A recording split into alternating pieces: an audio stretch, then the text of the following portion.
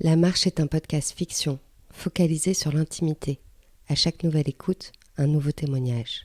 Vous êtes à Paris, vous ouvrez la porte de l'un de vos voisins, et lorsque son monologue se termine, vous fermez doucement la porte. La Marche, tu m'appartiens. J'ai beaucoup ri, et le temps a fait son travail, pour faire dans mon visage autant de lignes nécessaires à la scène. Je suis aussi vieille que Paris. Une petite vieille, courbée aux os de verre, qui en a vu. Ah ça oui, j'en ai vu. Je suis si vieille que je n'ai plus vraiment d'âge. À l'aube, je semble être une enfant. Et à la nuit, je semble déjà être ailleurs, entre ombre et poussière. Je n'existe plus vraiment, puisque je ne fais plus partie du monde. J'ai l'odeur des antiquaires, moi ça ne me gêne pas de vieillir. Comme ça ne me dérange pas de plus comprendre les gens, la mode, les autres. Ça je m'en fous, tant que je vois mon postier. Pour rien au monde je quitterai ma conciergerie, ça fait trop d'années que je fais ça. Ma loge non plus n'a pas d'âge. Dans mon passage, sous mon escalier, car pour moi le plus important est d'être là, dans mon petit espace, avec mes petits papiers écrits, au feutre sur les vitres. Je me rends utile.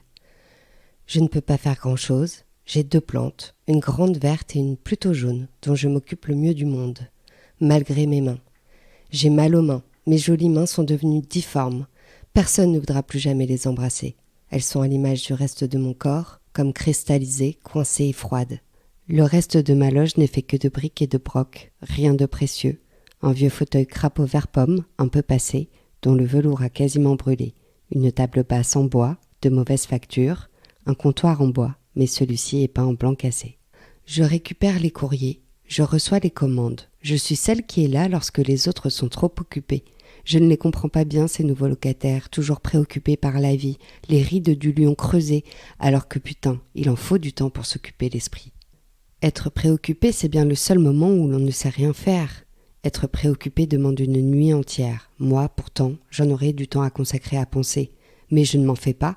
Ah ça non, je ne prendrai guère le temps de me noircir l'esprit, mon cœur est trop vieux. Il peine à jeter mon sang dans les tuyaux. Je le sens bien, parfois que ça coince.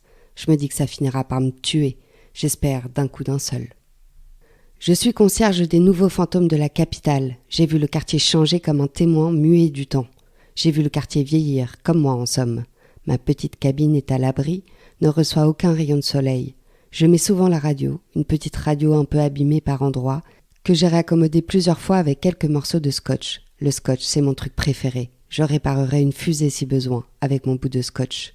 Je passe le balai à 11h, et avant ça, je range les poubelles dans le vieux cagibi. C'est vrai, je n'aime pas trop ça, ranger les poubelles, mais ceux qui s'en occupent trouvent encore le temps de me dire bonjour chaque matin. Alors je fais un effort, je me lève aux aurores, d'ailleurs certains des faubourgs d'à côté n'ont pas encore passé leur nuit. Ça me laisse le temps de bouquiner dans mon antique couverture, complètement rapiécée par le temps, du temps où je pouvais encore coudre quelques bouts de tissu. J'ouvre le matin et en fin d'après-midi, pas besoin de beaucoup plus de temps. Le reste du cadran, soit je dors, soit je sors, à choisir, les deux me vont. Mais le plus important là-dedans, c'est mon registre. Pour ne pas trop perdre la mémoire, j'écris les événements importants de la journée et je les note par numéro d'appartement. Comme ça, c'est plus facile quand je vois rentrer les gens. Je sais exactement quoi leur raconter. J'ai toujours 1 ou 2 infos à adresser, rapidement bien sûr. C'est juste pour m'assurer qu'ils ne me voient pas mourir, les locataires. Tu sais, je n'ai pas besoin de plus.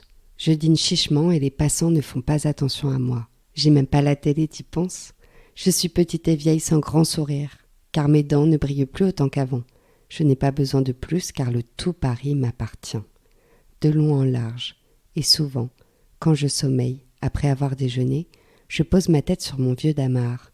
La laine mauve foncée et verte me pique un peu le visage, et soudain, je déclare mon seul grand amour à ma ville, à mon Paris, à mes nuits, car tu m'appartiens. Tu m'appartiens pour toujours. Tes pavés, tes lumières, tes ruelles, tu m'appartiens. Je t'ai connue à la bougie. Je me sens si petite dans ton dédale de mystère, dans tes richesses historiques, dans tes racines. Je me sens si petite et si chanceuse d'être née en ton sein. Car tu m'appartiens. J'ai battu ton pavé de colère. J'ai chialé devant la Seine. J'ai aimé dans tes cafés. J'ai brigué dans tes murs. J'ai eu le regard plus haut que tes arbres. J'ai mangé ta culture. J'ai balayé d'amour tes couchers de soleil. J'ai couru dans tes bouches de métro.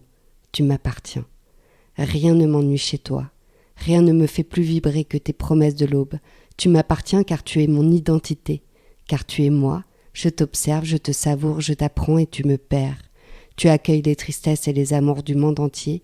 Tu brilles pour toute l'Europe et au-delà. Tu nous fais naître dans le défi. Tu nous oxydes. Tu nous étouffes pour que plus tard on te soit reconnaissant.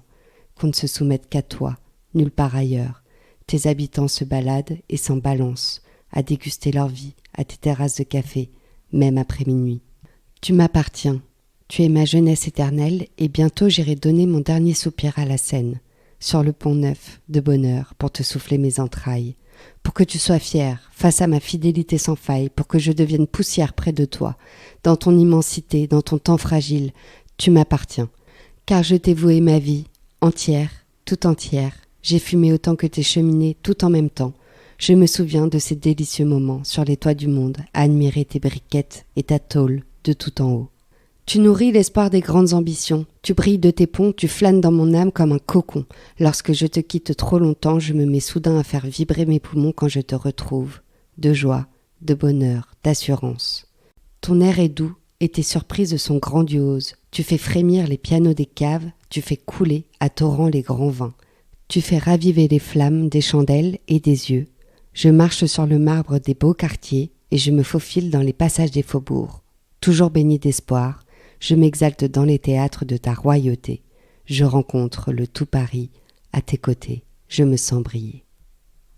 On se sent gamin à Paris, car on est gamin toute sa vie à Paris. Voyons, on a cette chance de se sentir enfant pour toujours dans tes rues.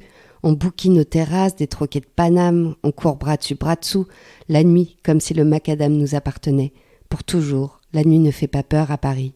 Toujours habitée, toujours vivante comme le remous de la Seine, comme les filles de la nuit qui sont trop fardées à quelques pas de chez moi. Je t'ai donné ma vie, avant, pendant et après la guerre, car ton pain n'a pas de prix. Tout est devenu si facile. Le comble pour un corps comme le mien qui ne sait plus très bien valser, qui se dandine le dos courbé sur sa canne. Avant, je n'avais pas besoin de ça. Je dévalais tes avenues, le cœur embrasé sur mon vélo, à fond la caisse.